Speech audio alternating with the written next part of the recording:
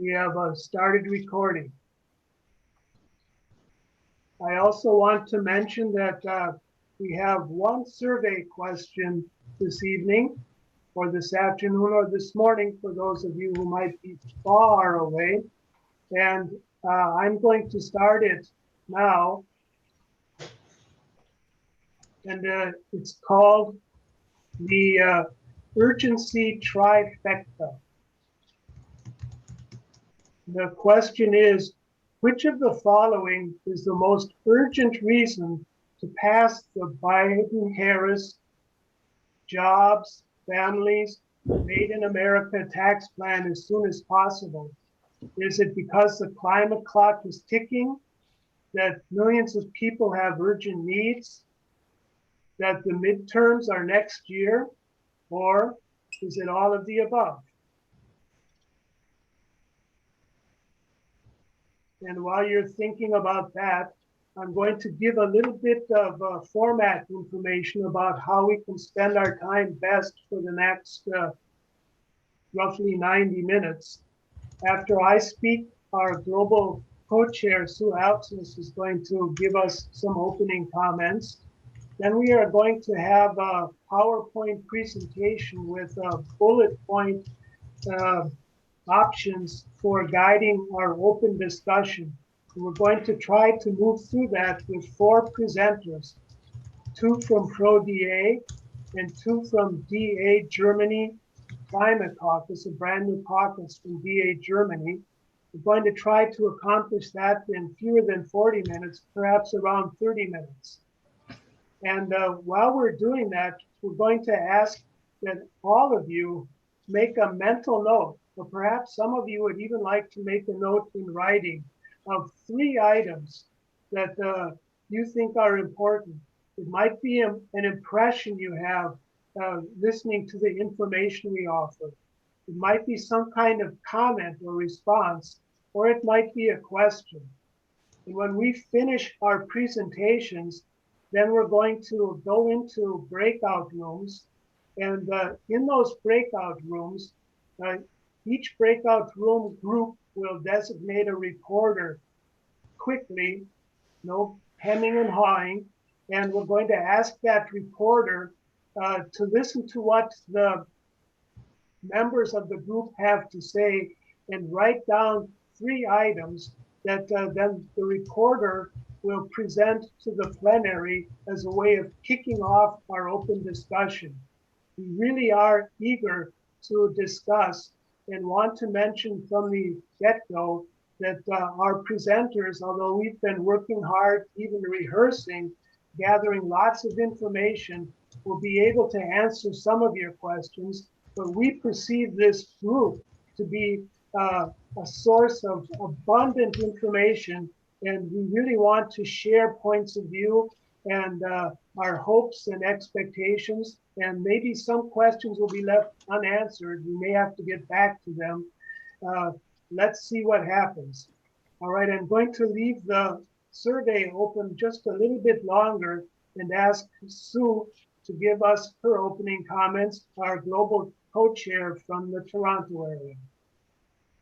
Thank you, Bruce. And I want to thank the organizers of this event and the whole series, Biden-Harris progress reports. It's been really engaging, informative, action-oriented, really gives all of us things to think about. So thank you for your work on the research and preparation and putting on great events. And I want to encourage everyone who finds today's activities informative and encouraging to please think about sharing with others when the next one comes around. Let's get even more folks informed about what's happening in the administration, where we can push for a little more, and where we can celebrate progressive action happening in our administration. So I wanted to also share that the Progressive Caucus has a monthly book club, and the next meeting is coming up soon on May 31st, when the club is talking about the Tea Party and the remaking of remaking of conservative America, I think is the name of it. I'm sorry. something like that. I can pop a link in the chat. And also wanted to let folks know that in addition to the acts that we'll be talking about today, there are some progressives who are pushing for even more bold approaches around a transformational economic recovery package. So they're pushing for the Thrive Act, and the Thrive Act offers a blueprint for economic renewal backed by a movement of movements, including unions, racial justice, climate, and other grassroots groups. And it was introduced to Congress in April of 2021. And its lead sponsors are Senators Ed Markey and Jeff Merkley, and Representatives Debbie Dingell, Ilhan Omar, Jamal Bowman, Pramila Jayapal, Earl Blumenauer, Ro Khanna, Yvette Clark, and Nanette Barragan. So I encourage you to contact, look into the Thrive Act. I can drop a link into the chat. Look into it, and you might want to call your representatives and let them know that this is something you support if you do. And I also wanted to put in a plug for France's Political Power Hour, which is every Wednesday evening, where they have actually a toll-free number set up for folks in France to call their representatives in Congress. So if you're tuning in from France, you might be interested in that toll-free number. All right, thanks, Bruce. Back to you. Thank you very much, Sue. We're ending our survey now, and our urgency trifecta question was, which of the following is the most urgent reason to pass the Biden-Harris plans as soon as possible? And you can see some of us said it's the climate clock. That is really urgent. I agree. Millions of people have urgent needs. I agree. The midterms are next year. That's crucial. And all of the above. It seems as though the majority of us say all of those are important, and that really does make it an urgency trifecta that we are going to use now to move us through our PowerPoint presentations. I'm going to share my screen and move to our PowerPoint presentation and turn the floor over to Dash Nesbitt, who is a member of the DA Germany Climate Caucus. He will be talking to us a little bit about the American Rescue Plan. But before he does, you can see here our lineup for these presentations. We say in 40 minutes or less. We're going to try to finish in 30 minutes or less. And wherever you see yellow print here, that's a link to dive into the weeds a little bit for more information. And it's likely that every one of these images also is linked to something that can give you more information. I want to just take a minute to say that we also want to provide a little context with some budgetary fun facts. They might not be so much fun for those 8 million people who were employed in February of 2020, but remain unemployed in February 2021. Take a look at this. We have in 2020 a $6.4 trillion budget. And for 2020, according to the Government Accountability Office, we had $714 billion in spending, military spending. The proposed American Rescue Plan is $1.9 trillion spread over 10 years. The American Jobs Plan, $2.3 trillion spread over 10 years, and $1.8 trillion for the American Families Plan. The total is the equivalent of $600 billion a year, or roughly $114 billion less than we spent in 2020 for military. And as we're going to learn, the American Made in America tax plan will pay for the American Jobs Plan in over 15 years and generate revenue permanently. All right, So much for the context. Let's hear what's going on with the American Rescue Plan. Dash? Yes, so I'll do a quick overview of this legislation. It was signed on March 11th by President Biden, left Congress without any Republican votes through budget reconciliation, and used one of our 3 opportunities for reconciliation legislation this year, 2 left. A quick overview of the contents. The final bill featured a larger stimulus check of $1,400, which Joe Manchin negotiated to start phasing out at $80,000 per year earners, rather than the House proposed $100,000. Unemployment benefits in the bill are $300 per week, phasing out in September, also lowered at Joe Manchin's request from the House proposed $400 per week through October. Among the bill's small business relief, the Restaurant Revitalization Fund provides grants to restaurants and bars to meet payroll, and something personal to me as a musician by profession, the Shuttered Venue Operators Grant supports music halls and concert venues. And I can say my music industry friends in the US are completely devastated by the pandemic. There's no work and no hope, and many think the music industry may not recover, so this is direly needed and appreciated. Of course, one of the most important investments from the bill is in COVID mitigation programs. The money is going towards vaccine production and distribution, testing and contact tracing, community health centers, PPE, genomic sequencing and analytics, as well as vaccine confidence programs aiming to increase vaccination rates. Many billions are going to schools to improve ventilation and reduce classroom size to make in-person schooling possible again. And the bill extends the existing 15% increase in food stamp benefits from previous stimulus bills, which was set to expire. Transit is receiving a great amount of money as well in order to counteract the reduced revenues due to lower ridership. This money goes to public transit, but also airlines and Amtrak as well. And there was support to combat evictions and foreclosures with special support for the recently homeless and those escaping domestic violence, sexual assault, and human trafficking. Next slide, please. On this slide, you can see the strengths and weaknesses of the bill, and I'll give a small update on how things have progressed since the legislation has been in effect for over 2 months. Stimulus checks are still being rolled out. As of late April, it was up to 161 million payments, with many going to those who've recently filed a tax return. The COVID programs have been very successful. The CDC said last week that 155 million citizens, or 59% of adults, have had their first dose, vaccine dose, and the vaccines are proving very protective against the variants currently in the US. Biden has made a goal of 70% of adults having their first dose by July 4th.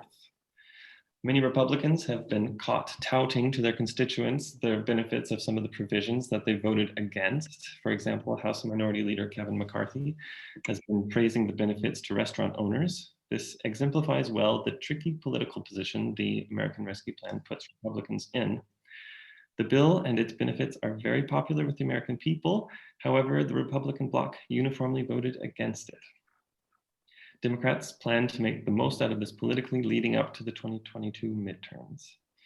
Also noteworthy, Republicans have used their opposition to claim that Biden has reneged on his pledge to be a bipartisan president, but the White House holds that the bill had large support from Republican and independent voters in polling.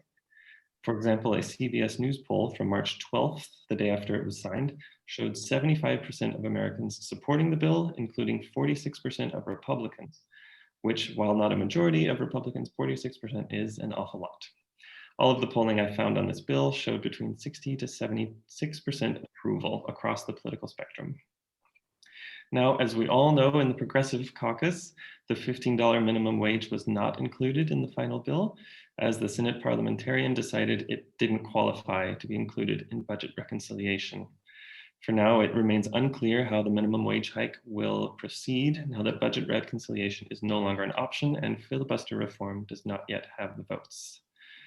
I would like to also say one other weakness I think is that all the COVID programs were specifically focused on the US, and there was no effort to have any international solidarity, really. And that's something from a climate perspective, this is our opportunity to strengthen those muscles of being more internationally supportive.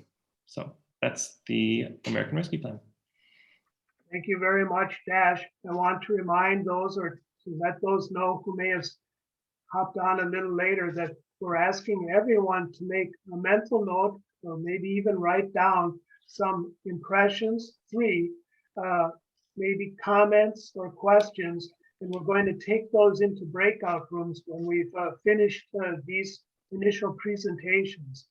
When we get back then out of the breakout rooms and have reported with one reporter per group, giving us an account of what was discussed with 3 items from each group, then we'll have an open discussion. And at that time, we'll go back through these slides so that you can recall a little bit more what we've said.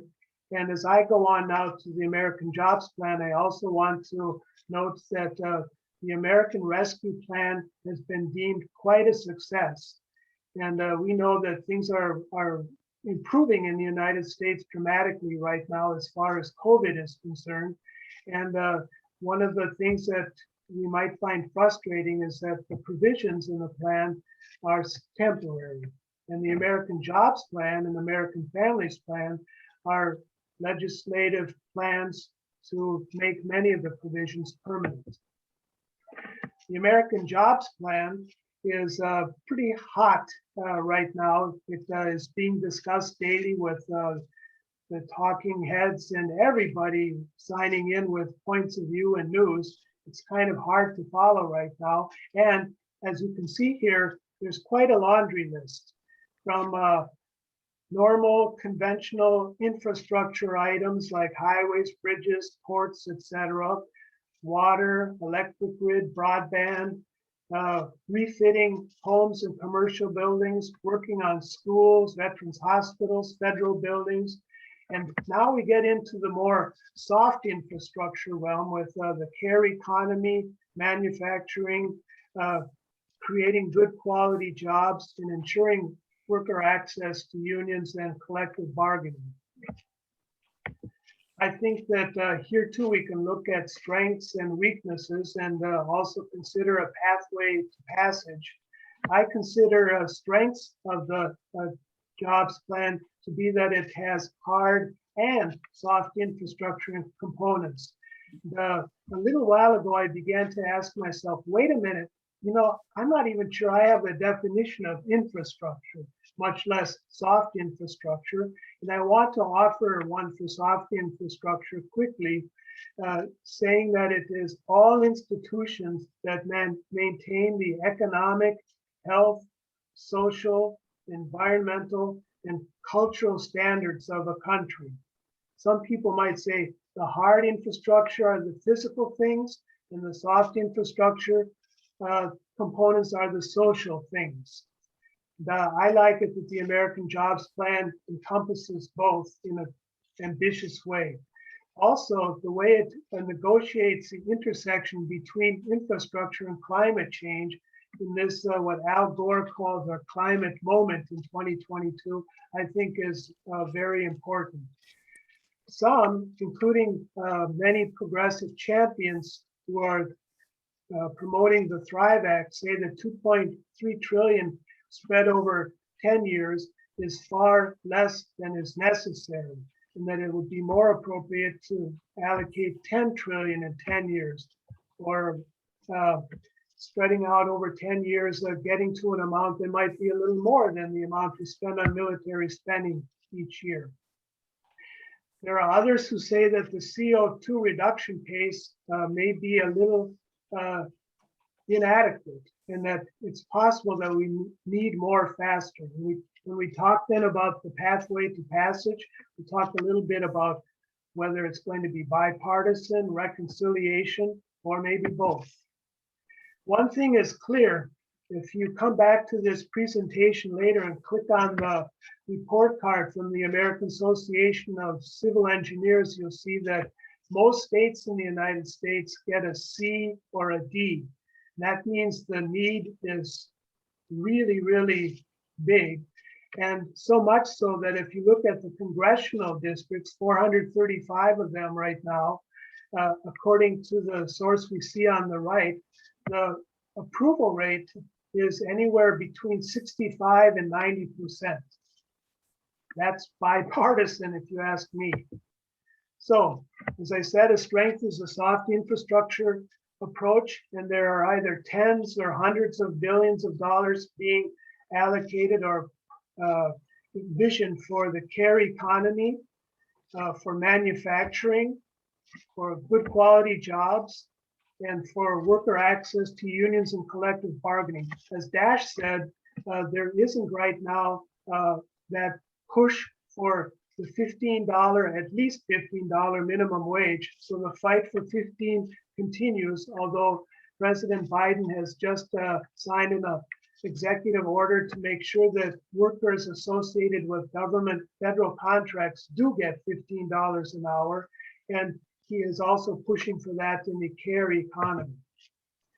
The climate action section of the bill, we have a lot of provisions for rebates, loans, grants, extending tax incentives for clean power, vehicle electrification, building electrification, clean manufacturing, equity and justice, making sure that 40% of the benefits go to disadvantaged communities, and then also conservation, point where I want to say I want those who are fracking and pumping for oil and polluting our environment to take care of this themselves, actually, personal opinion. The plan provides federal funding for that and also for civilian climate corps. By the way, just this past week, our government approved a plan for the first major offshore wind farm that would be a part of clean power and our shift to renewable energy with up to 65 or 70 big wind generators offshore by Martha's Vineyard. It's important to note that while we currently have about 70 in the United States, Europe has over 5,000. So we have quite a bit of catching up to do. As Sue mentioned, there also is this Thrive Act, which stands for Transforming, Healing, Renewing by Investing in a Vibrant Economy and spending far more over the next 10 years to create 15 million good jobs with a 50% climate pollution reduction by 2030, not 40, but 50% of the benefits going to frontline communities. And you can click here or here if you look at this later for more information about the Thrive Act. It's important to think about it also in the context of the new Green Deal. All right, and thinking about CO2 reduction, is more needed faster? Here are some questions. What is necessary to compensate for our century of neglect? The Climate Action Network suggests that maybe in order also for us to be a global leader, instead of committing the average among the Paris Agreement members now of 50% by 2030, we ought to be shooting for 70% and be thinking about phasing out fracking and nuclear power, ending fossil fuel subsidies, and thinking more about how well we're reducing our CO2 emissions, that we can transition to more regenerative agriculture and take more CO2 out of the atmosphere. Kiss the Ground is a very impressive documentary about that, and you can read the Common Dreams article also about the more ambitious CO2 reduction plan. So the pathway to passage. Right now, it seems as though more and more are talking about two bills instead of one, maybe with a bipartisan hard infrastructure bill, and with the Republicans saying that they would come back with a counteroffer to their $580 billion proposal 2 days ago, and they haven't done that. And also with the possibility that we would move with them on a bipartisan basis for the hard infrastructure part, and then maybe even combine the rest of the infrastructure bill together with American Families Plan and pass that with reconciliation. When we do that, we know we currently have the Manchin cinema factor to deal with. And while we're speaking, Pete Buttigieg, the transportation secretary, is crisscrossing the United States right now, talking to media and people in every state about the virtues of the American Jobs Plan. Let's keep an eye on him. And with that, I'm going to turn it over to Stephanie, who's going to talk about the American Families Plan.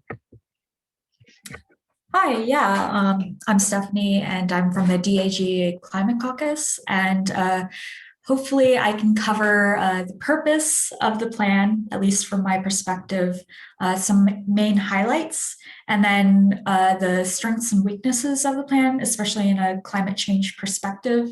And then finally, I might cover the pathway to passage, but Bruce pretty much already did that. So so the purpose that I gathered when I was reading through the plan after a couple times was to improve soft infrastructure, as Bruce has spoken about.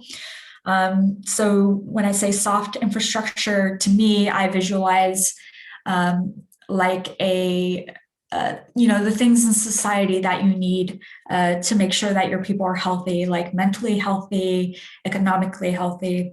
So I think it's a really good plan to bring America to the 21st century. And I also really enjoyed the quote down here at the bottom of the screen by Biden. He said, "It's time to build our economy from the bottom up and from the middle out, not the top down." And I think that's a really apt way to summarize this whole plan.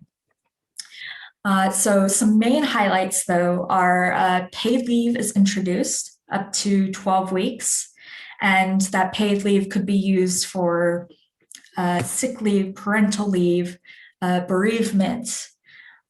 Second of all, there was a focused effort to make childcare more affordable, in that parents wouldn't have to use too much of their wages to take care of the children that we need for society, and also to increase the childcare workforce. Education is another huge aspect in this plan. So one of the main things you might have already heard about is that it provides an extra 4 years of education, 2 years for preschool, and then 2 years for community college. And teachers, we need more teachers. We need a more diverse teaching workforce for those in BIPOC communities. And finally, there was somewhat of an attempt to make healthcare more affordable in this plan. When I say somewhat of an attempt, it went as far as continuing the ACA premiums. However, Medicare is not expanded upon in it. Next slide, please, Bruce. Yeah, so here are some strengths and weaknesses from a progressive viewpoint. I kind of wanted to talk more about climate change, but first I'll go over this.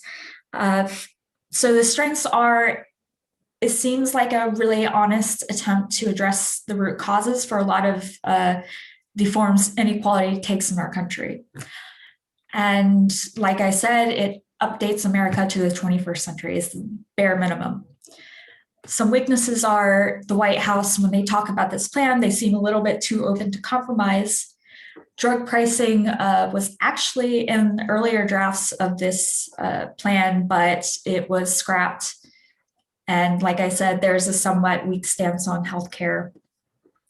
From a climate change perspective, I think, so the things that I noticed are there's a really clear connection to the American Jobs Plan that Bruce was talking about.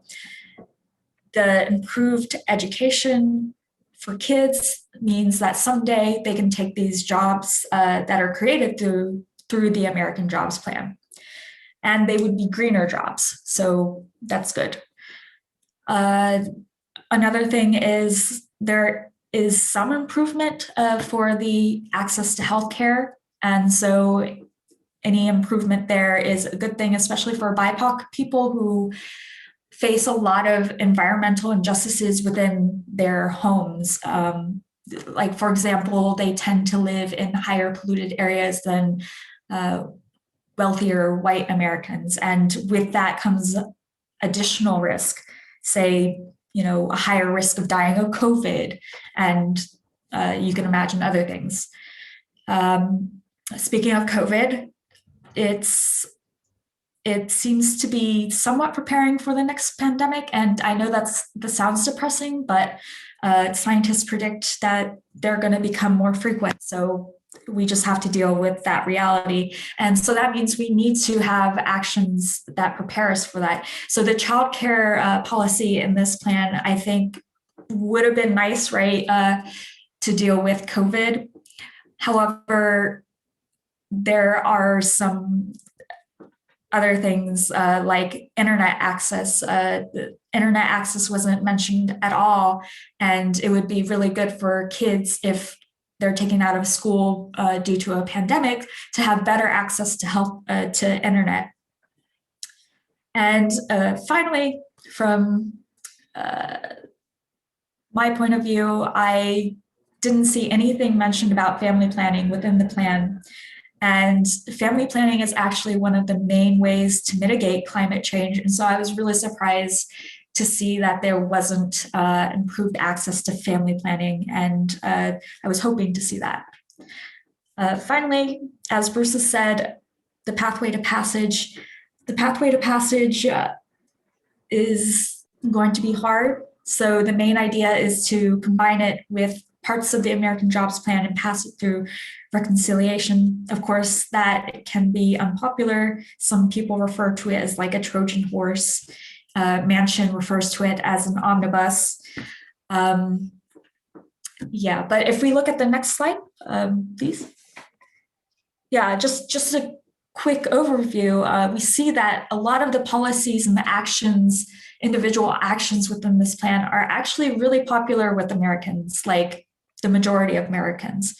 And it's really disappointing to continuously see this disparity between, everyday Americans, even including conservative Americans, and, the Congress Republicans, the fact that Congress Republicans don't vote to pass these things that we want. And so that I find disappointing. But yeah, that's the overview of the American Families Plan. Thank you very much, Stephanie and Dash from the DA Germany Climate Caucus. We'll be looking more from them moving forward. We're very glad that they joined us this evening, and they'll stay with us. All right, now we're going to move on to the Made in America tax plan. And we have an expert in tax policy with us this evening, Reina Salgana from the Progressive Caucus of Democrats Abroad. Reina, take it away. You are terrible. Caveat, I am not a tax expert. So how do we pay for it? The big question. 2.3 trillion in 10 years is what Biden wants to raise. And just FYI, the Trump tax cuts, if allowed to continue through 2025, will cost us $2.3 trillion. So interesting note. So if you could go to slide number 1, please, Bruce.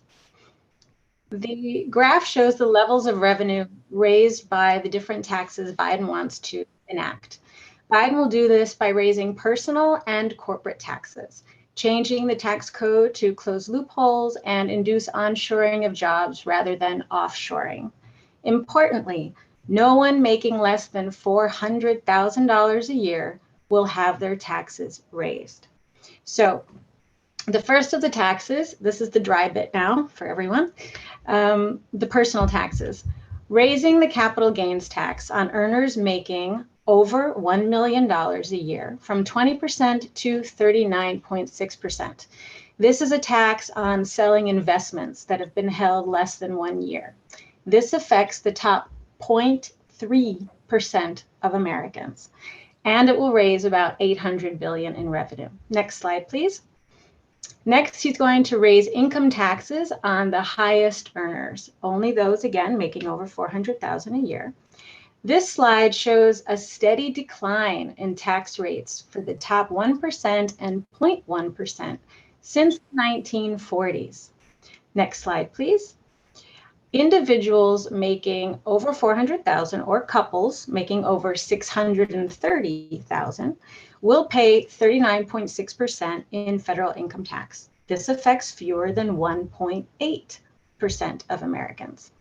All the taxes, as you can see, are the same as Trump's, except for the highest earners. Later on, we'll also have a link to Bernie's tax brackets in case anybody is interested. Next slide, please. He also may, again, this is just a plan. This is not an actual bill, so all of these are subject to change. Impose a payroll tax of 12.4% on incomes over 400,000. The 12.4% is split in employer and employee. So we only pay 6.2 and employer pays 0.2. As you can see in the graph, the highest burden of payroll taxes falls on the poor and middle class. We pay the full 12.4. But as people make more and more money, it's less and less. So the top 1% and 0.1% of earners end up paying about 2% or 0.9% respectively, instead of 12%. He also wants to cap itemized deductions at 28%. And this is weedy stuff, phase out the pass-through deductions. This will raise about $300 billion in revenue.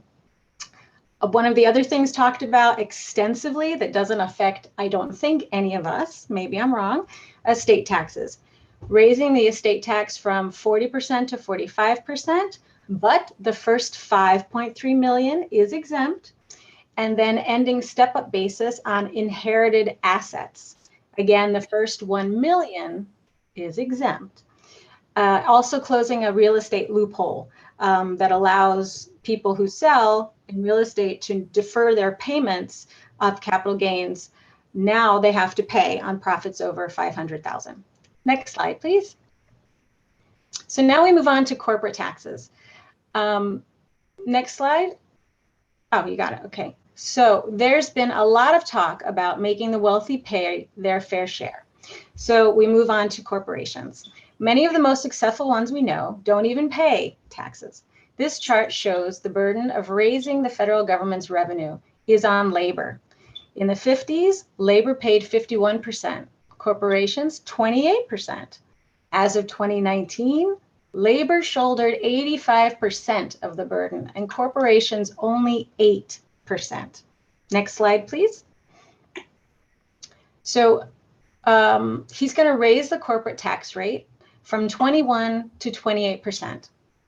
Corporate tax rates have not been this low since 1938, when they were 19%. Through the massive growth of the 50s, 60s, and 70s, the corporate tax rate was much higher. It was over 45%. And still we had massive growth. As you can see in the slide, Trump dropped the rate from an already low 35% to 21%. Biden is already compromising by only raising it halfway, between 35 and 21. This tax falls largely on shareholders and companies making particularly high profit margins. There are also a number of tax changes to mitigate profit shifting to tax havens, credits to induce onshoring of jobs, closing loopholes. All of these are super complex and detailed. One is the GILTI provision, a discussion of minimum tax rates on foreign profits of 21%, another 15% of a minimum book rate tax. So that's like if a company is reporting profits to its shareholders, but then it claims it has no income to the government, can't do that anymore, has to pay 15%. And then there's a bunch of other little ones, cracking down on tax havens, repealing the FDII, negotiating with other countries to determine a global minimum tax, and funding the IRS with $80 billion, which is super important if we want to get tax evaders. So it also includes a series of tax credits for renewable and clean energy development, and superfund taxes on polluters to fund a cleanup fund. There's also a new renter's tax credit to help people of low income, and a $15,000 first-time home buyer credit. So that's the plan. Its strengths, I believe, are that it focuses on the wealthiest and corporations. The majority of Americans will not see their taxes increase. Many of these changes are long overdue and are actually quite incremental and balanced in scope. Weaknesses, not nearly big or bold enough. It's been talked about that what was needed is between 10 trillion and 16 trillion over the next 10 years to come in high, so there's room to negotiate down, which we know is always the case.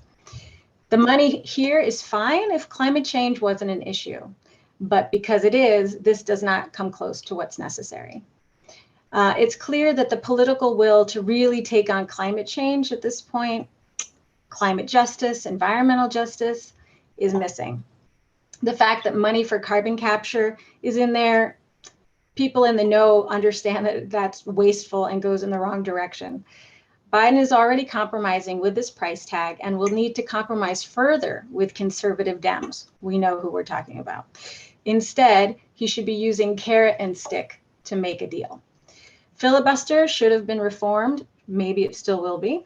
So this could pass with 51 votes. It's really a waste of time trying to negotiate a bipartisan deal, which they continue to talk about, but I think it's wasteful at this point.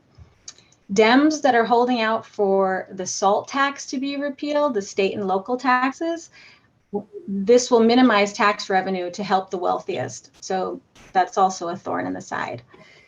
Something else that was missing here that I feel would have been really helpful was a financial transaction tax on Wall Street, on stock trades.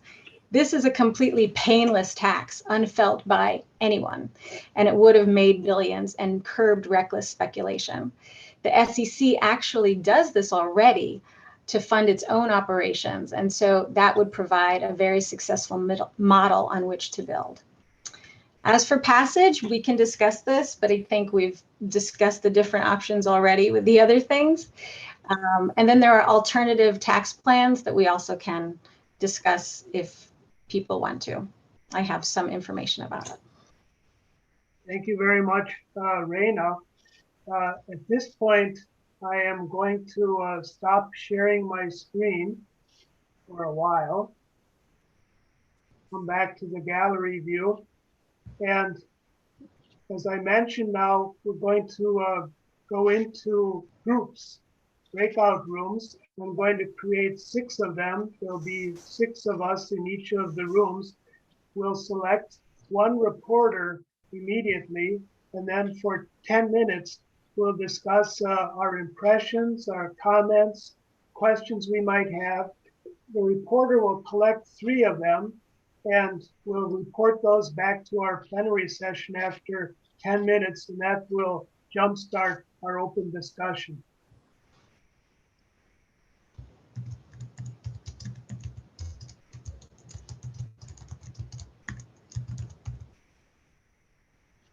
All right, and when we come back, then I'll just ask, who is the reporter for room number 1, room number 2, and I'll ask you then to unmute and report the 3 most important things you've gathered from your group. This will go for 10 minutes now. I hope it works. I'll see you in 10 minutes.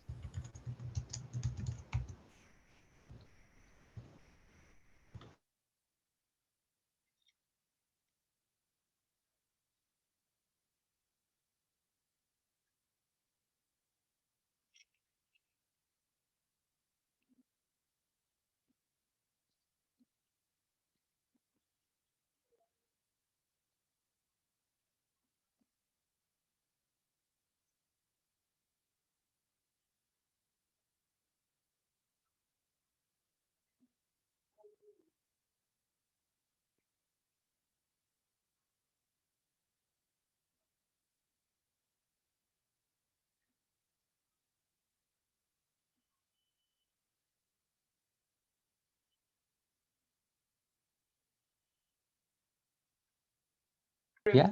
Hey, Bruce, you wanted us to record, I think a few of us missed this, to record just a few notes, or? Yes, and because you're speaking right now, I'm going to ask you if you'd be willing to be the reporter. Okay, thank you, Bruce.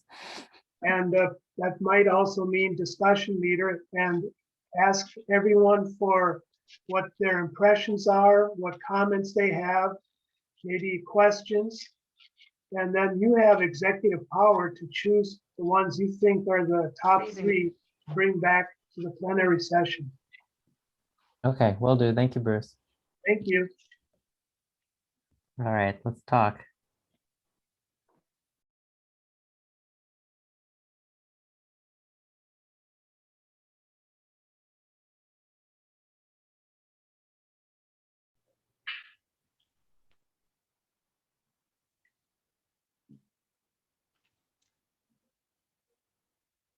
Okay, did any of the topics speak to anyone particularly? Did anyone want to kind of kick it off? Any impressions they came away with? I can say off the top of my head, obviously climate is, to me anyway, to probably most of us, it's the fire that's already been lit and nobody seems to be using what they need to put it out. But I think the tax, I have to say, besides being burnt out, I've been very just disheartened at all the forces arrayed against Biden. But with the taxes, until we change campaign finance, I just don't see it changing. That's, you look at the things where he's backed down on, like healthcare. And healthcare is so humongous. The lobbying power.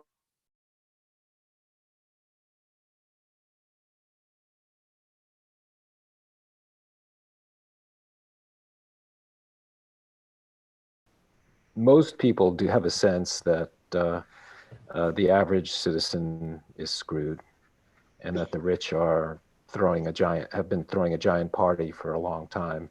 Yeah. And that there needs to be some redress. So I think that part of it I'm not so concerned about. Obviously we still need to push on it, and it's because it's so popular, it gives us a great wedge. I think you're right in saying, wish that they'd been even more aggressive, but when you look at Biden's tax policy versus Obama, he's taken up a lot of the Bernie Warren progressive wing ideas, although not as much. I should say I'm Mike. I'm talking from Stockholm, Sweden, and originally from New York. And nice to meet all of you progressives.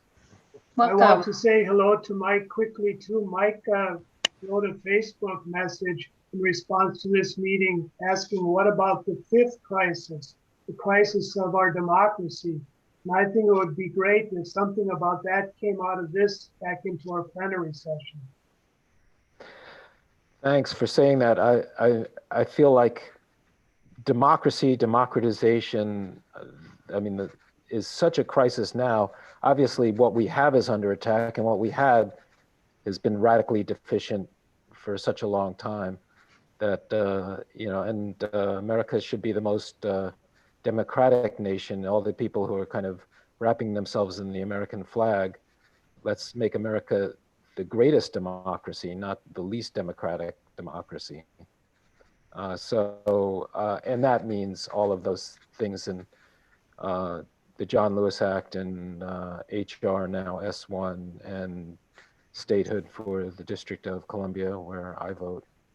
And I never try to contact my representatives because to me it's quite futile. I mean, they're mostly progressive and they support us, but they don't really count, do they?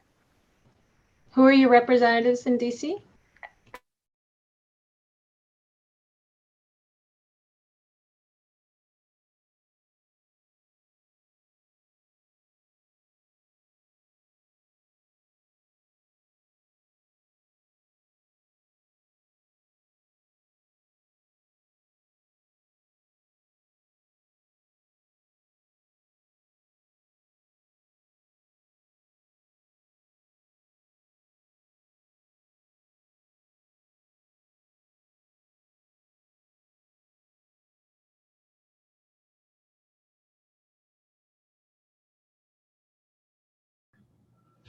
there's Bruce. Hello, Bruce. You're muted. I just want to listen for a minute and note that we have about 3 minutes left. I don't want to say anything. Okay. I guess I had a point on that jobs plan with regard to the collective bargaining. Does anybody know what about that element of the plan? Do you know what I'm referring to? You mean that to allow bargaining without bullying people and intimidating Well, them? yeah, I guess that's part of it, but I'm for me, everything rests really on that in terms of the long term.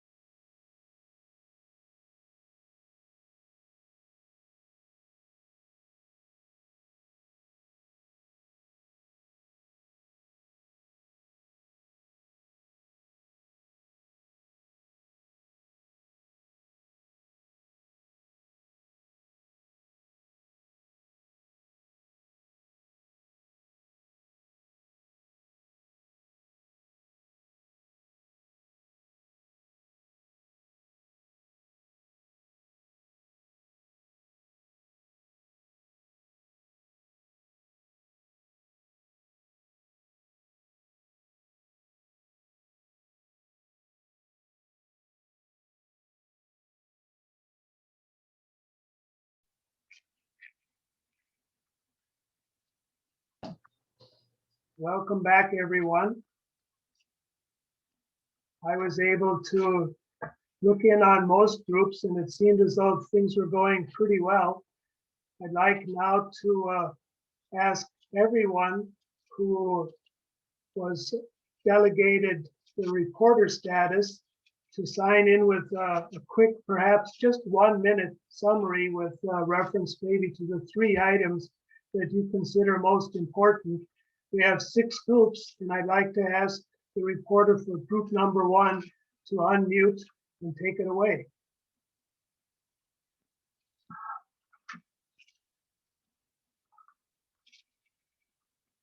Who was the reporter for group number 1? Do we know what group our numbers are? I don't know what our number was. That is pretty good. You may need to remind people if you know, Bruce. Let me see if I can still find that. If not, we'll just Group number 1 was George, Mason, Michael, Stephanie. Yeah, okay, I can do that. We talked quickly. We're being good progressives, and we're already critiquing these plans, and we're not sure if it's even possible to pass it without Republican help. But that's something we're concerned about. We have to get the facts out there. It's important to let people know that these plans do not affect most taxpaying Americans. Lastly, we have to work on framing because, as one of our discussion groups said, tax equals socialism equals communism equals Soviet Union. So we have to work on that framing. And there is some hope, though, because Biden is being quite a bit more progressive than we thought he would be. Thank you very much, Mason. And thanks everyone for tipping me off that it's important to know what your group is. Room number 2 was Madeline, Maggie, Marjorie, Sarah, and Sharon Ann. Hi, I'm Sarah. I was the reporter. We centered much of our discussion around tax, that the tax message is a little inadequate. It needs to be made much clearer, much louder, and more detailed as to what impacts who. And it was also observed that a lot of these plans, while more progressive than plans have been in the past, are at their core pretty conservative. So it's kind of weird being progressives and discussing plans of this ilk. Thank you very much, Sarah. It sounds as though we're going to be talking a little bit more about the Made in America tax plan. Room number 3, Alex, Beverly, Michael, Raina, and Renee. Okay, so I took notes. We had the same as the other group was how do we get the message out? It seems, that the constituency is quite ill informed and they're in their own bubble and they're hearing their own sound bites. So how do we get this information out? Anytime people are polled or surveyed, there's a resounding majority of people that agree with taxing the rich. So how do we spread the word better?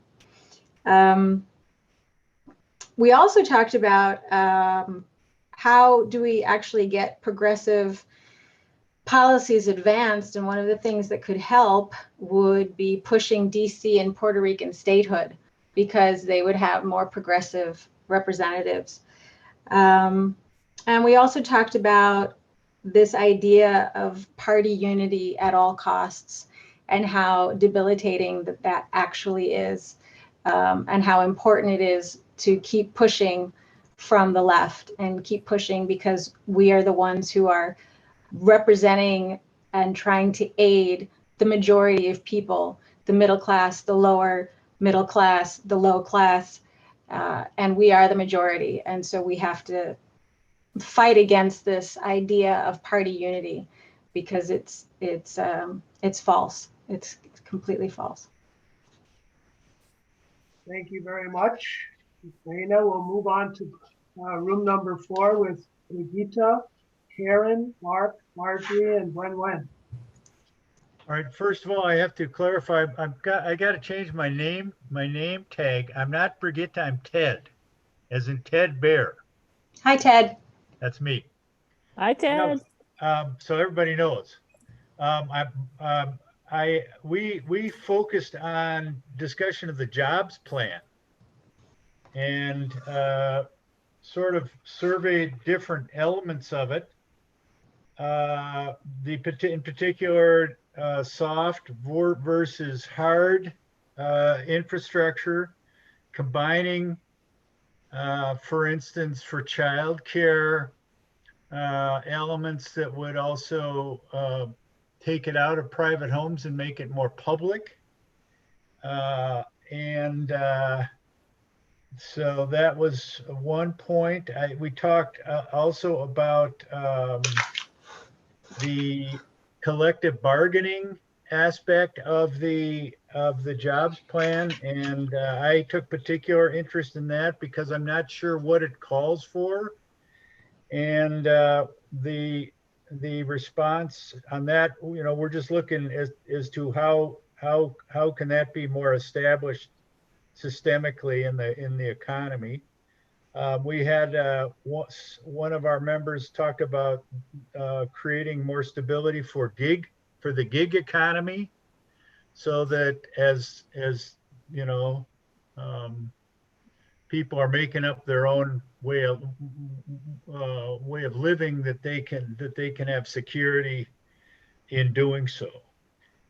Those are some of the topics that we kind of touched on. Thank you very much, Ted. I want to say that I dropped in the chat box maybe 2 paragraphs from the American Jobs Plan on collective bargaining and unions. And after this presentation, everyone will have access. I'll put the whole presentation address in the chat box, and you can go there and click on the American Jobs Plan icon and then scroll down to the things that interest you most. Bruce, you're going to have to re-drop everything because the chat box after we return from breakout rooms is completely empty. Got it. Moving on to room number 5, we have Caitlin, Antar, Naomi, Rebecca, Sue, and Tanya. Hi. Greetings from room 5. We had a wide-ranging discussion. It was mostly anchored around taxes, but I wanted to first bring up, we started with this just a moment of just silence to let it sink in. The comparison, the figures that you showed us, Bruce, of the military budget compared to what we're talking about with these plans. And that is something that I think really deserves to be, let that sink in. It was really powerful. Mostly what we were talking about with taxes was how Americans abroad always feel left out. And many people are very worried that they get caught up in compliance reporting, which is apparently the hearings that are going on now, that this is possibly going to be increasing. And we always seem to be forgotten, and that this is also an important part. And that we in addition to that, we as Americans who live abroad also have a lot to offer to Americans and also to our lawmakers back home in communicating how the US looks from abroad, how unregulated it looks compared to Europe, to put things into perspective, because Americans seem to make their laws in a bit of a bubble without a lot of comparison. There was also concern about Republican governments who are threatening and surely follow through on not distributing unemployment benefits to their citizens because they think this is dangerous. And this was something that was very concerning. And last was that the jobs plan is actually very much a climate change plan or addressing the climate change plan. And before the midterms, when we are looking at possibly losing the House and the Senate, we'll see. We all have to work hard to make sure that doesn't happen, but that's what it looks like at the moment. That the window is closing for us to get something substantially done to save the climate by getting this done. And so the clock is ticking, as you said at the very beginning of our meeting. Those were our thoughts. Anya, thank you very much. And we're going to go on to room number 6 with Austin, Brett, Dash, John, and Stephanie. Yeah, I've got some notes here. So one thing we discussed was the priority really needs to be the midterms, and how can we make sure that those turn out successful? So similar to what Tanya was saying. And there was also some concern about just how much radical change this will make into American society, and how realistic is it? How, we are not always confident in our American countrymen following through with this kind of thing. And we did a bit of a temperature check about how our family and friends back home are feeling about this legislation. And a lot of it was that everybody's still just trying to get through the pandemic. So this is a lot of big legislative goals, and the public's maybe just going to be coming around to grappling with it as we're coming out of the pandemic, but it's not quite there yet. So that's what we talked about. All right. Thank you to all the groups. That gives us a kind of orientation for spending another 10 minutes or so in open discussion. And for this part, now I'm going to ask Sue and Raina to keep their eyes on the chat box. If you would like to make a 1-minute statement, maybe raising a point or asking a question, please in the chat box enter * hand up and we'll generate a queue. And while you're starting to do that and the queue begins to take shape, I'm going to say one of the things that we might realize at this point is that it's called the American Jobs Plan. And in messaging about it, it seems to me that over and over again, we hear that it's going to create good paying jobs. And there's not so often a mention of how we are going to combat climate change successfully. And I think there's a perception that that is not effective. But I want to make a quick claim that it could be very effective. And it goes something like this. We had an industrial revolution. We had a digital revolution. And now we're on the verge of a climate revolution that is going to bring us benefits that will transcend those of either the industrial or the digital revolution. And we can point to the business community and how 310 businesses signed a letter.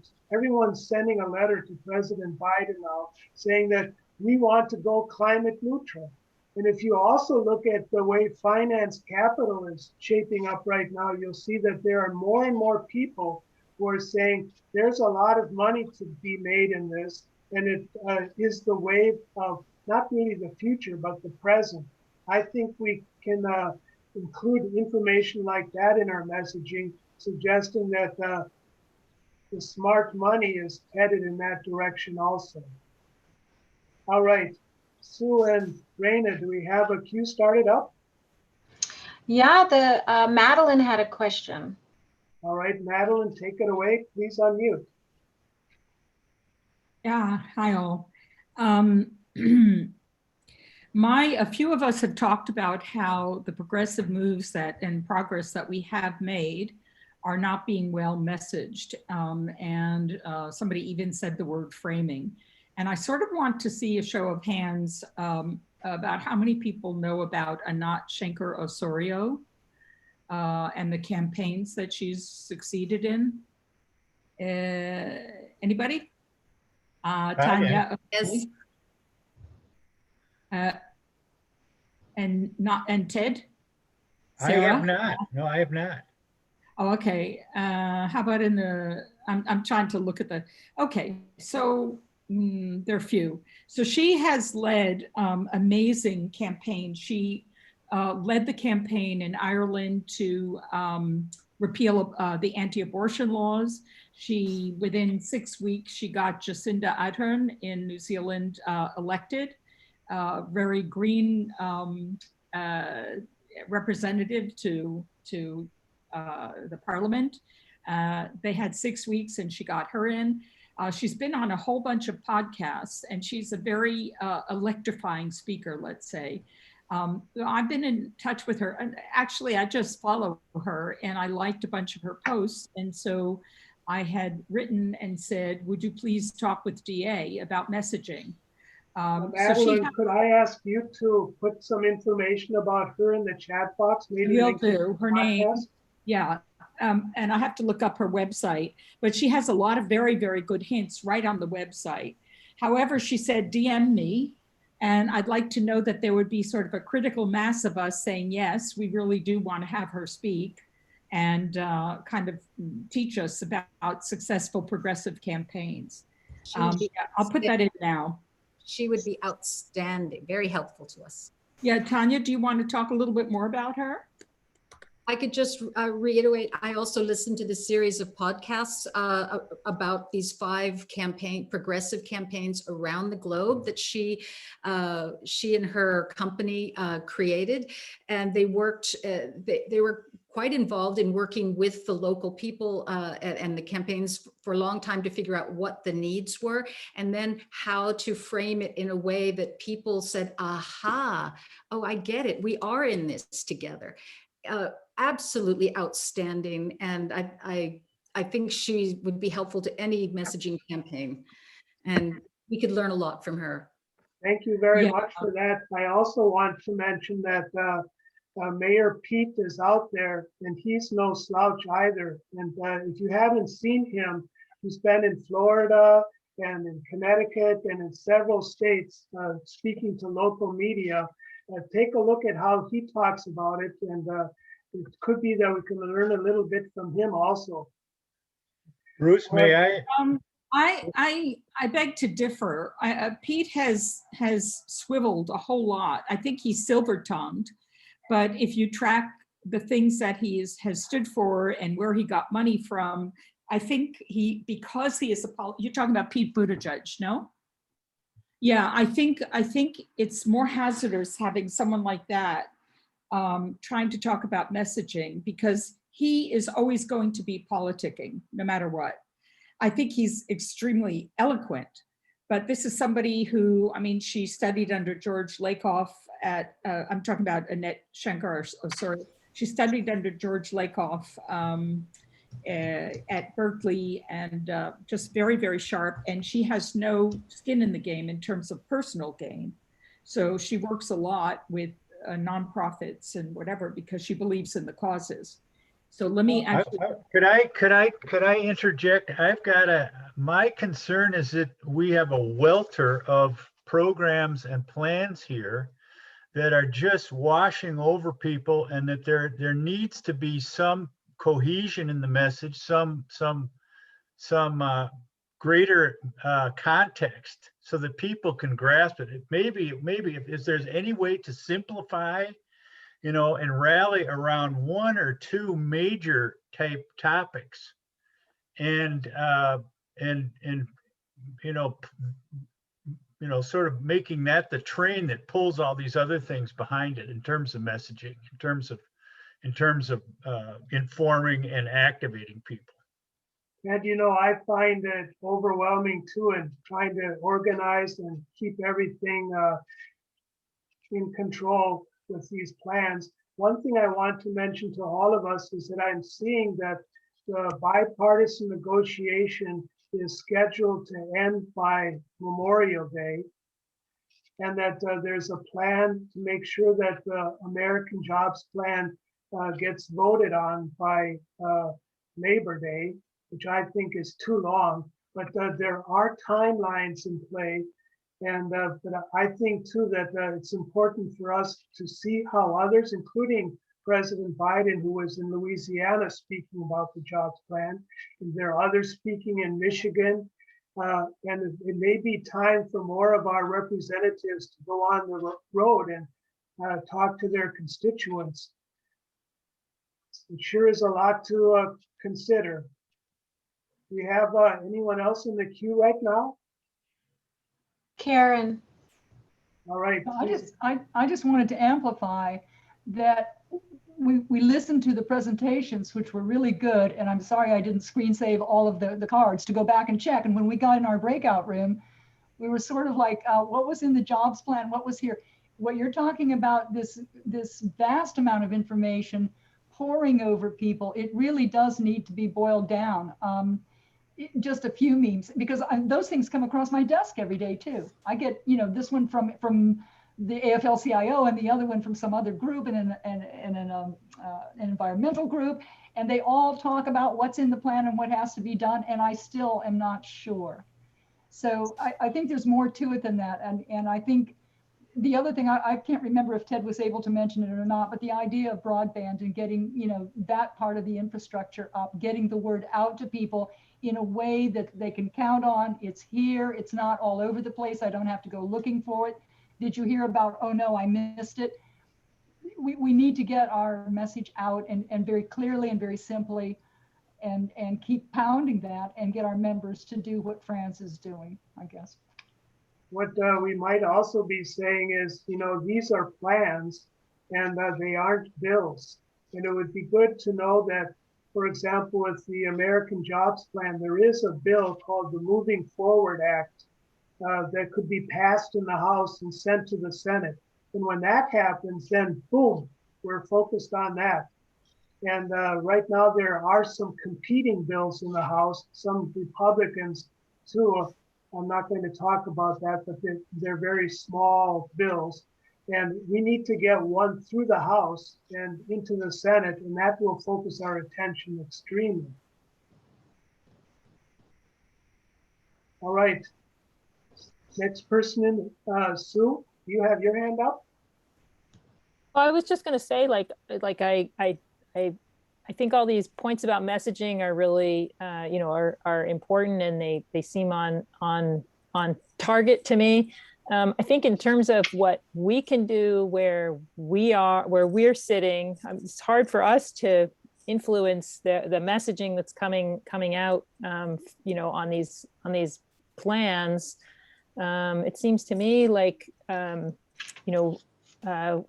we would want to get to our own representatives and encourage them to support these plans and try to find, I would love to know if there's some phone banking efforts going on to phone into voters in key districts and states to try to flip members of the House or Senate that are key for some of these. Can I speak or should I wait? Is there a queue? I don't think we have a queue. Madeline, I'd like you to go ahead, and then we're going to try to stick to our schedule a little bit. And that was kind of a great transition to actions and announcements. But Madeline, you please go ahead. Yeah, I think in terms, and I admit that I'm a dog with a bone when I get a bee in my bonnet, not to mix metaphors too much, but this is somebody with a phenomenal track record, and the time to be training on messaging is before we have to do major communications, the postcards, the phone banking and everything. And that, kind of getting the word out and kind of putting our heads together in terms of how we get across the progress that's been made so that the midterms, if they're not stolen, sorry, but that we are able to communicate to people that we need to keep that momentum going, and the midterms are very important, et cetera, et cetera. So I'm happy to, I'm going to contact Julia directly. I actually worked on the global comms team last year, and I'm happy to contact Julia about getting her to speak, and then we can put together kind of what do they call it, a set, a PowerPoint or whatever. This is how we have to approach things. We're all going to be doing postcards, hopefully. We're all going to be calling people. And yeah. I want to, at this point, also invite Naomi Aegis, who's in the Women's Caucus Climate Action Team, to give us some information, perhaps about what's going on in that group, and if they have some action recommendations. Great, thank you for inviting me. I'm sorry that I'm not on video. As my small group heard, I rushed back for this call from the very on-brand urban farming collective that I'm a part of. So I am very dirty and not presentable for camera, but I am glad to be here.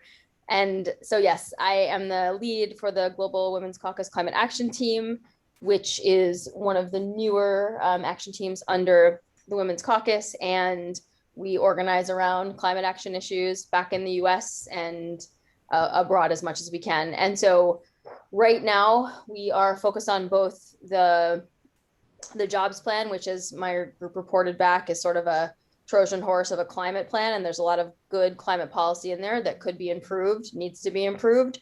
And so contacting your representatives and senators and letting them know that you support the climate provisions in there.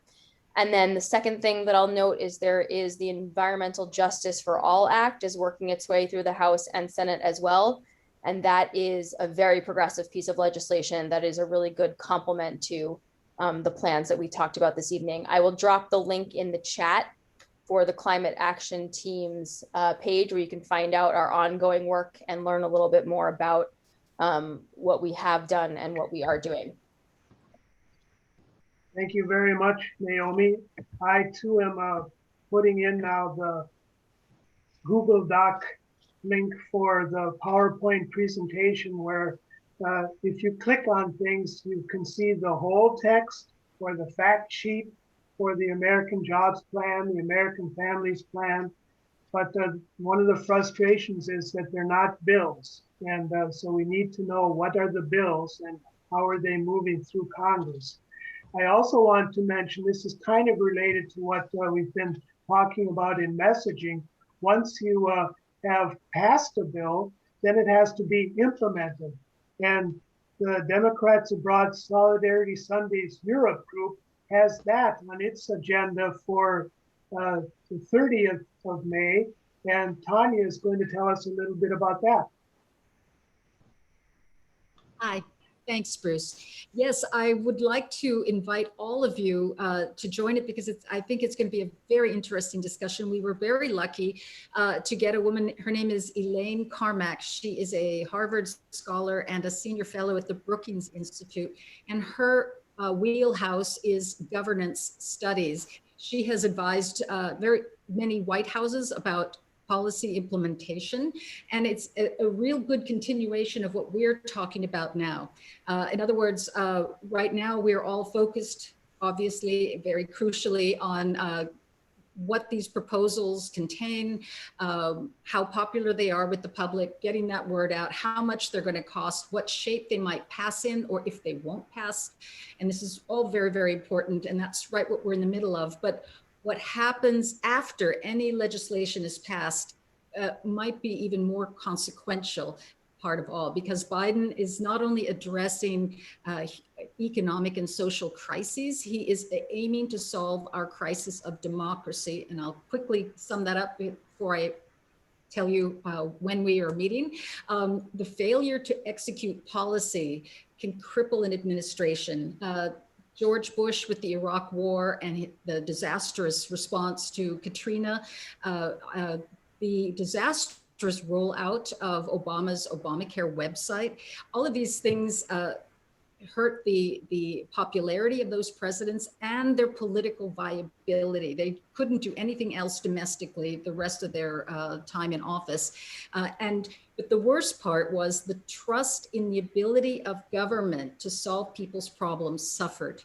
And that's what Donald Trump leveraged to get into office. And once he vaulted into office, he just worked on that disillusionment and made it even stronger in his own cynical way. So we see more and more people wanting a strong man to just solve problems. Why? Because so many of the promises that our politicians have been elected into office to do, they don't realize, and it has to do with management, how they manage this huge federal bureaucracy, bigger than anything, any companies in the world. And so she's going to go into why they fail and also how they can succeed. And we think this is something that is very critical for our democracy and a very little understood aspect of the Biden-Harris project. So I want to invite all of you to come because we would love to hear your voices and your questions and your thoughts on this as well, and ask her directly.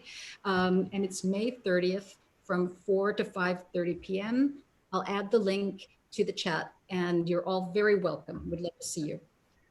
Thank you very much, Tanya. For us Eurocentrics, that was Central European time, 4 to 5:30 p.m. on the last Sunday in May. All right, I'm going to skip down briefly because we've been talking about climate issues and how what we're talking about is so important because of that loudly ticking climate clock, to our DA Germany Climate Caucus and ask them to tell us a little bit about their official launch coming up.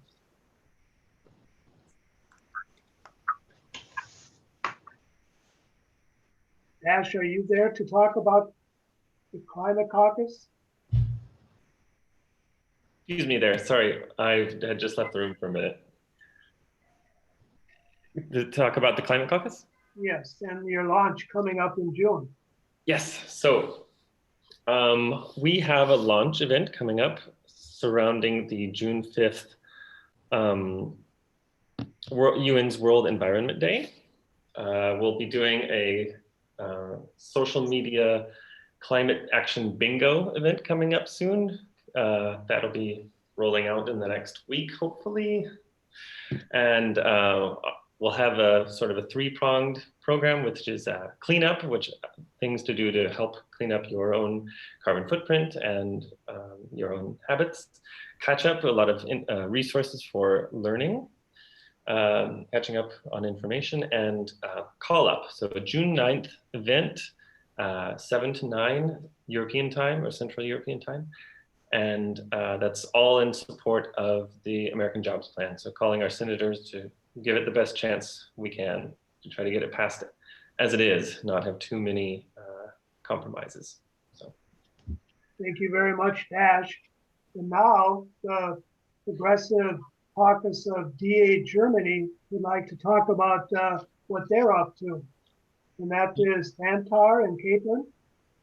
Yes, thank you, Bruce. And thanks to everybody here being present today. And I also want to extend a big thank you to a lot of our members that showed up from the DA Progressive Caucus onto this event too. You know, me and Caitlin, we relaunched the Germany Progressive Caucus. We had a fantastic first event on May Day. We essentially introduced the vision and the goals for the caucus, what we were expecting, and we also introduced our steering committee. We started off with a small speech by Sue, and then we kind of discussed what we wanted to do with this caucus, which was essentially make it what the people wanted. We had a speech on the concept of May Day, the origin of May Day, and how that relates to our situation in here and now. We also had a follow-up discussion on the concept of contemporary American worker rights and areas that are in dire need of improvement. And after that, we kind of had a free and open discussion.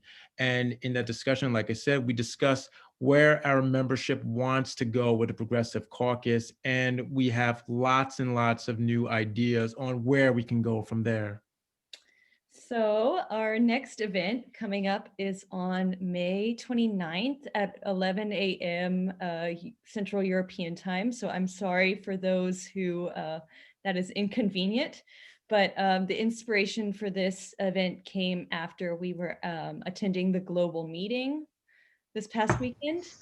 And we thought of our meeting as sort of kind of a counterbalance might not be the right word, but similar to what the group here is doing with the Biden-Harris Progress Report, where we're keeping our eyes on what's going on in the States. We also want to keep our eyes on what's going on in DA and have a similar kind of DA Progress Report type of event. So what we've envisioned for May 29th is kind of people get together. We're going to talk about some of the decision-making structures within DA, because I think, you know, average DA members don't have a clear conception of how DA actually works, how decisions are made.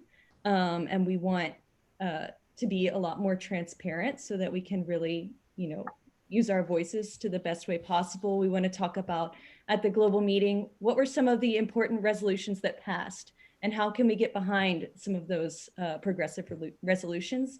Not all the resolutions got a vote, and some of them are extremely important. And there will be another meeting held within under 180 days for DPCA voting reps to vote on very, very important resolutions that many of our members care about. So we want to talk about what those resolutions are. How can we, as a group, get behind those and try to get our DPCA voting reps to approve those. And also just let people know that they can write their own resolutions and bylaw proposals. I think people don't really know that they can do that too. So yeah, the goal is make DA more transparent, you work together more so that we can be this force of accountability and also positive change within the organization. So I'm going to pop the link in the chat. We would love to see anyone there. Also love to hear your ideas and impressions. We have lots of people coming who have varied levels of experience with NDA. So I don't know if we're taking questions now or at the end, Bruce.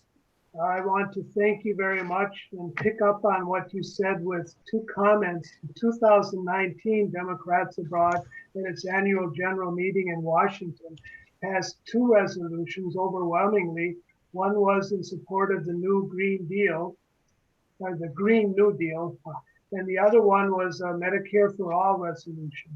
And since those resolutions were passed, it seems to me Democrats Abroad has been fairly quiet on those two resolutions. And it could be that we would like to shed more light on those and others that we consider very important, and to point out that Democrats Abroad pass these resolutions. What Tanya said seems relevant here too. You can pass a resolution just like you can pass a bill, but if you don't implement it, if you don't live it effectively, then it can really be unproductive or counterproductive. And that feeds back into progress report number 5. I'm hoping that some of the people here will be interested in collaborating with us. After the May 29th meeting, we're going to have Memorial Day, and that's the day on which the bipartisan negotiation should be over, maybe successful, maybe not, but at that point, things are going to ramp up considerably for the American Jobs Plan, maybe with the American Families Plan. I think we're going to have a lot to talk about. We are shooting for a date, probably the 24th of June. So keep that in mind, and we will message about it very effectively as soon as we have it set in stone. I want to end with a couple action recommendations.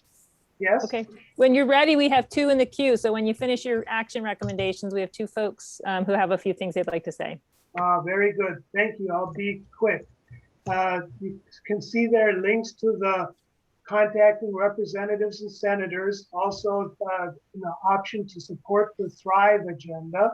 And there are organizations out there who are really effective at communicating, and they have their own initiatives, their offers to take action. I'm going to put in a plug for the Sunrise Movement. If you go there, you'll just be awestruck at what they're doing and the options they have for you. And the Sierra Club right now is running a swing state letter writing campaign to register voters for the midterms, with the understanding that we right now have that 50-50 split in the Senate and a razor-thin majority in the House, and all of those bills being passed in the states. And that means that right now we have to be really active in doing even better than 2020 with registering voters and getting out the votes. And that's why Renee McCormick and I depicted there, wrote our first 50 letters that our son took back to Washington and put in the mailbox, and now they're in Arizona, where we hope 50 new people will register to vote. Find your favorite organization, and you probably are already doing it. Think about even upping your activity. And Sue, who's the first person in the queue? Oh, that's Stephanie. Okay. Followed by Susan Vaillant. All right, Stephanie.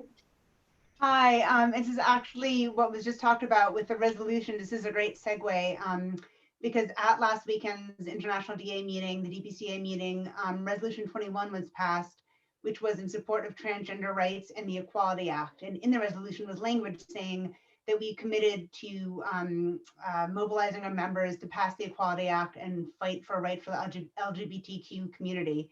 So in line with that, on June 8th, DA UK is having an action night, taking action to urge Congress to pass the Equality Act, which is an act to expand civil rights protections to the LGBTQ plus community. So that's June 8th, 6 p.m. British time, 7 p.m. Central European time. and Martha McDevitt-Pugh, co-chair of the DA Global LGBTQ Caucus, will join us to share info about the bill and background.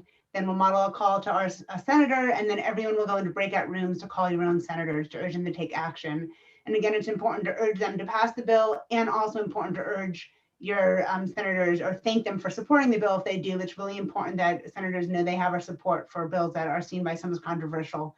But the bill does have wide support. So that's June 8th, 7 p.m.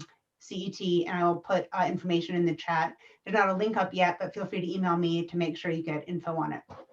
Thank you. Thank you very much, Stephanie. And Susan? Hey, am I on mute? Can you hear me now? We can. Yeah, okay. I just was, rather flattered almost to hear someone speak about resolutions, and also sort of suggest that maybe there wasn't enough involvement of the grassroots, which I totally agree with. And I am one of the grassroots. I don't have a vote for anything in DA anymore, since I'm no longer chapter chair of Strasbourg, which was like 15 years ago. We encourage everyone to, prepare the resolutions. Unfortunately, in DA, you have to find a voting member. If you want to get it adopted, I can't do anything about that. As I said, I'm not even a voting member myself. I think that ought to be changed, and they ought to be open much wider so that people who are members, particularly the active members, but it could be all the members, can also have a say about the resolutions. I mean, we represent how many people are in DA, how many members, I don't know exactly, but they might not all agree or even be aware of these subjects or the topics of the resolutions. So please don't despair. What the resolutions committee really does everything to help decent resolutions get adopted. That's what we're there for. And so don't be shy, organize, send in all your texts. And what used to be that you could have resolutions only addressed at general meetings, which were all over the world. And now we can have them year round if necessary, or even as convenient. So just wanted to make that point. I'm sorry, I got to stand up for my dear committee members. Thank you very much, Susan. I'm going to stop the recording at this point, and